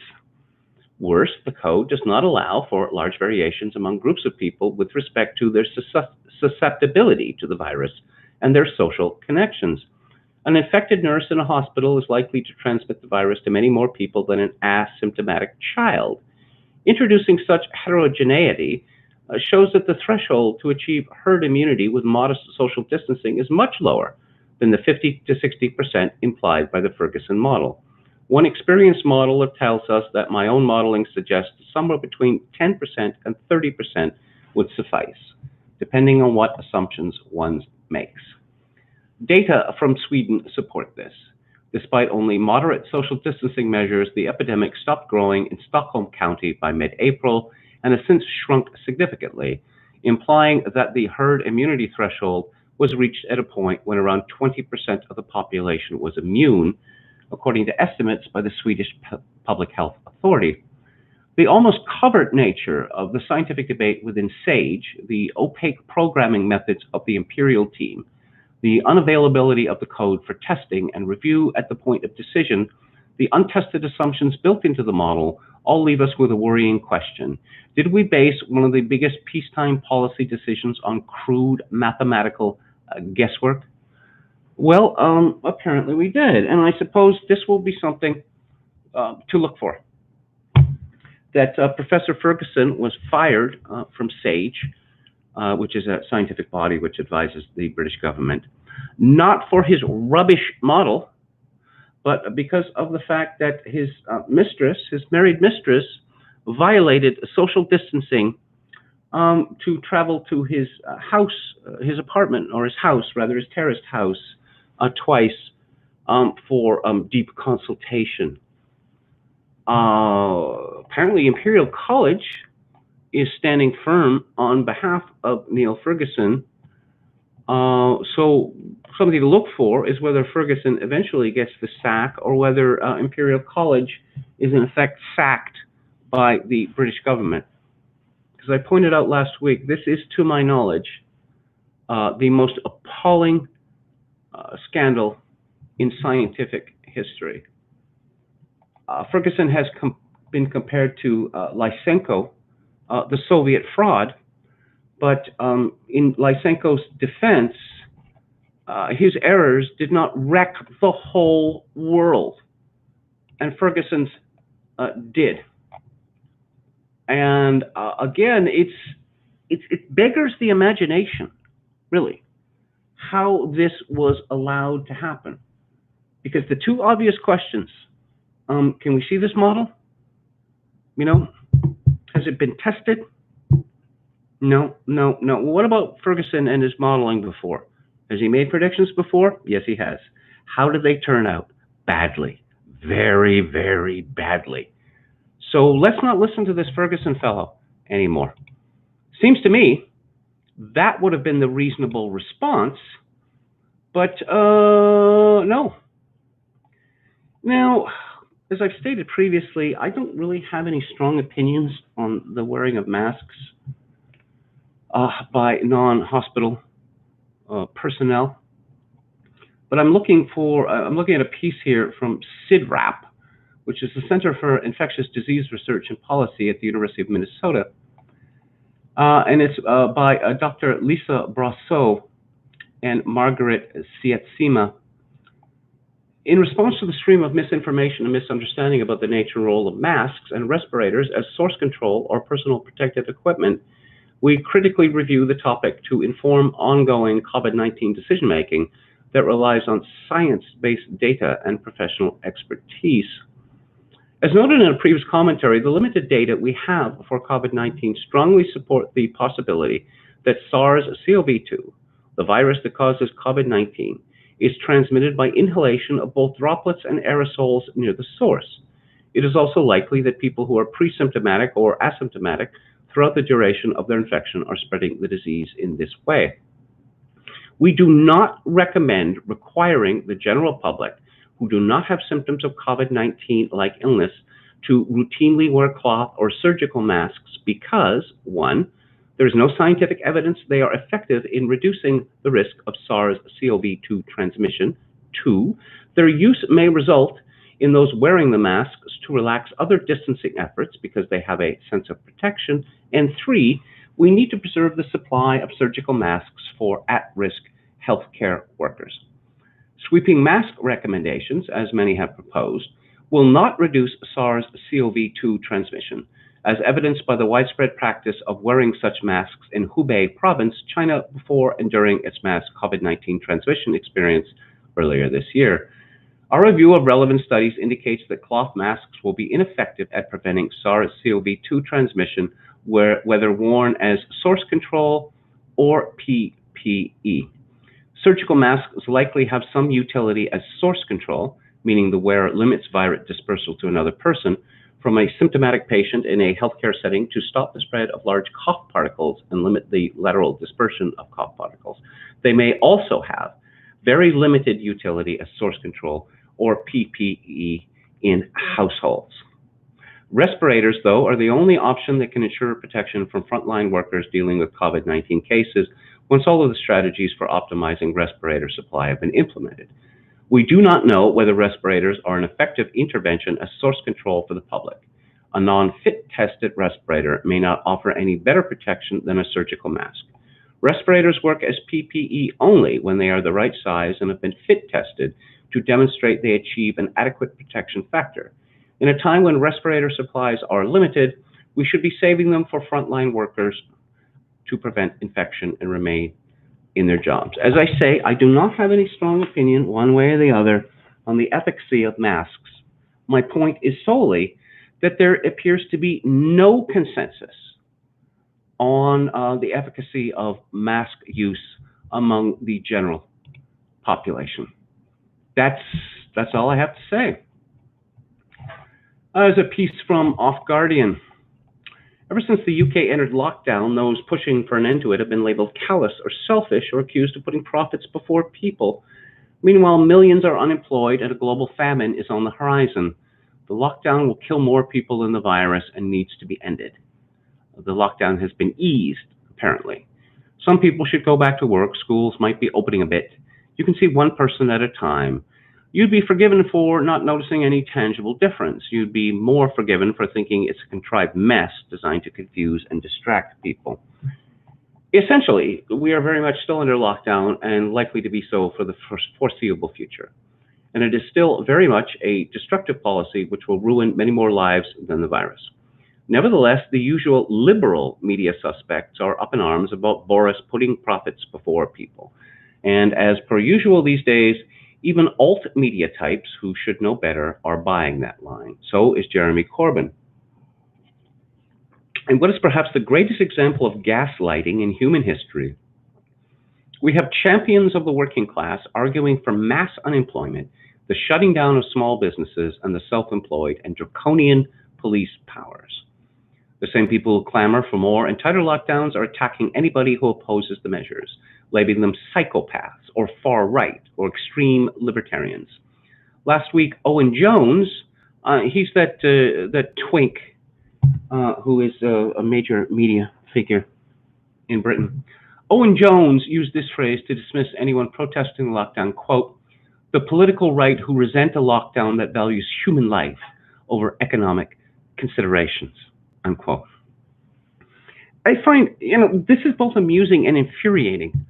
Oh, economic considerations. You mean like money? Like money to buy food and money to have a place to live and money for clothes for your children? Ooh, boo, boo, money. No, we put life ahead of money. But these people without money, how are they supposed to survive? It's a lazy ad hominem we're not unfamiliar with at Off Guardian. Over the last few weeks, many people have accused us of putting money before lives because we have expressed concerns over the decision to deliberately tank the economy, destroy small business, and send unemployment through the roof. In his most recent article today, Owen rails against the so-called easing of the lockdown, claiming it is protecting business but not people. As usual, he is wrong. The idea that destroying the economy will only harm the rich while somehow contriving to liberate the masses is perhaps the most ridiculous lie of all the lies used to prop up the COVID-19 rollout. You don't need to be a supporter of capitalism to recognize that a collapsed economy always hurts the workers more than the owners. Where are all the students of Marx? Does the atrophied left now really think the economy is some abstract concept which only concerns people who own stocks and read the Financial Times. Reality check here for Owen and his champagne socialist chums. While they are enjoying their furlough swigging chablis on the lawn, small businesses are currently going bust. The self-employed are seeing years of work destroyed in weeks. Unemployment is soaring. Over 2 million people have applied for benefits since the start of the lockdown. And this is just applications, not even close to the total number of jobs lost. That's around 5% of the entire working age population. That's at least 2 million lives potentially ruined, and it's a conservative estimate. If just 2% of those people die from stress-related illness, suicide, substance abuse, or malnutrition, then the lockdown will have killed more people than the coronavirus simply through economics. And that's just this country. In the US, over 33 million people have claimed unemployment in the last month. That's nearly 10% of the whole population. The knock-on effects of Western domestic policies will be enormous. Already there's talk of the mega economic crash causing a third world famine, which may kill millions. Because, and this is a concept those people who derisively spit the word fail to understand, the economy translates into the price of bread, rent, and fuel. It is warm clothes and clean water. It is petrol and gas and electricity. It is education, infrastructure, and opportunity. It's being able to get a job and feed your children. Those dreaming that this crash will be the destruction of the moneyed classes and the dawn of liberation for working people need to look back at Weimar era Germany or Russia after the fall of the Soviet Union. How much liberation did they bring with them? Did the people loading wheelbarrows with devalued currency to buy bread feel set free? Did the war veterans selling their medals on street corners suffer less than the Khodorkovskys ripping them off? Billionaires love a crisis. There are fortunes to be made on put options and derivatives, buying cheap stock in failing companies, snatching up foreclosed properties for pennies on the dollar. Stagnating wages means paying your employees nothing while your profits soar. And debt. Mountains of debt. Private and corporate, which gives you leverage for years, even decades. It is in these crises that oligarchs are born. While many of us are struggling, the top billionaires in the US have seen their personal fortunes increase by over $300 billion. The banks handling the bailouts have charged over $10 billion in banking fees alone. What's happening to the economy is a disaster for everyone except the billionaires. Remember, all this is the result of a lockdown that, as of right now, there's zero evidence has saved any lives. In fact, there's actually very little evidence lockdowns work at all. Remember also that the virus is acknowledged to be harmless to over 80% of the people it infects and only mild in the vast majority of those who ever show symptoms. We're not choosing between an Ebola and a devastating lockdown. We're choosing between a mild to moderate disease and a devastating lockdown. The economic consequences are catastrophic, but that's not the end of the unnecessary human suffering being caused. As part of the lockdown, the NHS has canceled all non-essential surgeries and postponed cancer treatments. Then there are the elderly people and those with cognitive impairments being coerced into signing "do not resuscitate" instructions. Or those people suffering serious illnesses who stay away from A&E departments for fear of catching the virus and or overloading the NHS. Far from being overwhelmed, the NHS is operating with over 40% of its beds empty. To prevent the NHS from being overwhelmed, it has essentially ceased functioning. When society is stopped on a dime, when people are deprived of their livelihoods, when the sick and vulnerable are denied human contact and forced to sign documents declaring their lives meaningless, and when the health service stops servicing people's health, that is the opposite of saving lives. That's killing people. The lockdown is killing people. Unemployment, debt, stress, bankruptcy, those are not just economic considerations, they are life or death. The lockdown is bringing large-scale poverty with it. Poverty kills people, millions of them every year. And thanks to the policies enacted by global governments and cheered on by so many on the left, those numbers are about to get bigger, a lot bigger, for this year and many years to come, unless we stop it. I'm going to have a final look at the chat before I sign off. Someone writes here, I can't read Oriental characters, but Hairdressers deal with so many people in close contact, and their tools may not always be perfectly sanitized after each use, etc. Yes, and really, I don't, again, think of what life was like in December.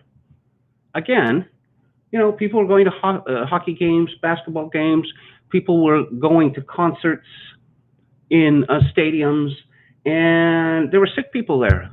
There's always going to be sick people there. People coughing and sneezing and hacking and the like, and people didn't flee in terror at the time, even though many, many thousands of people die from influenza every year. Contracu says, my barber was wearing an N95 mask and gloves before the lockdown, and yet he had to be closed too. It's just, yeah, there's a sadistic element to this. Oh, haircutting is inessential.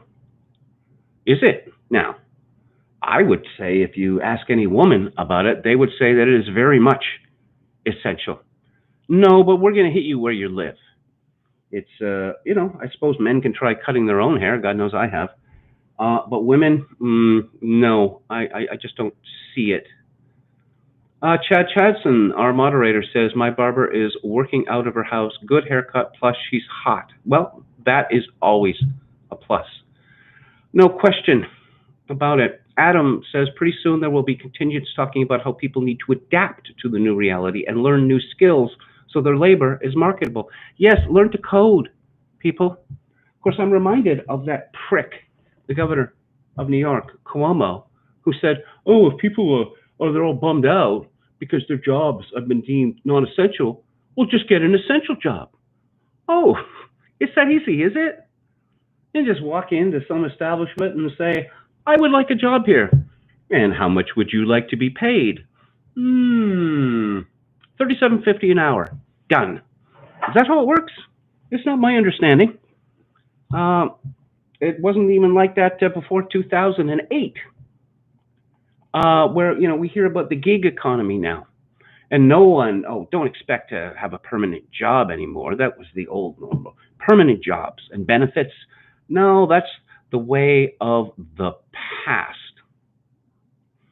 But he says, if you are in good health and not old, what's the big deal? Well, exactly.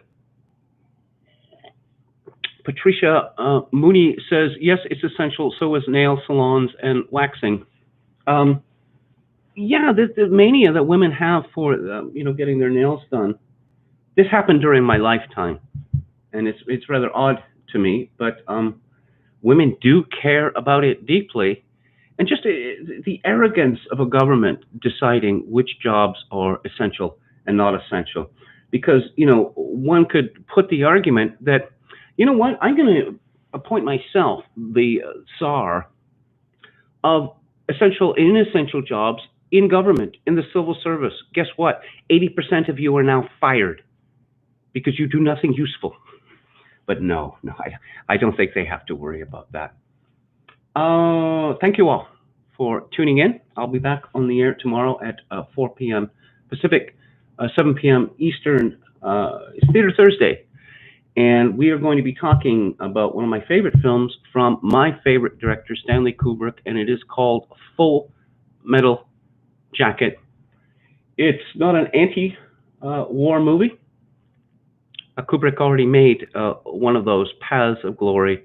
This is just a movie about war, full stop, and it is an intense experience to be sure. Billy Wilder said that the first half, he told Cameron Crowe published a book of interviews with Billy Wilder.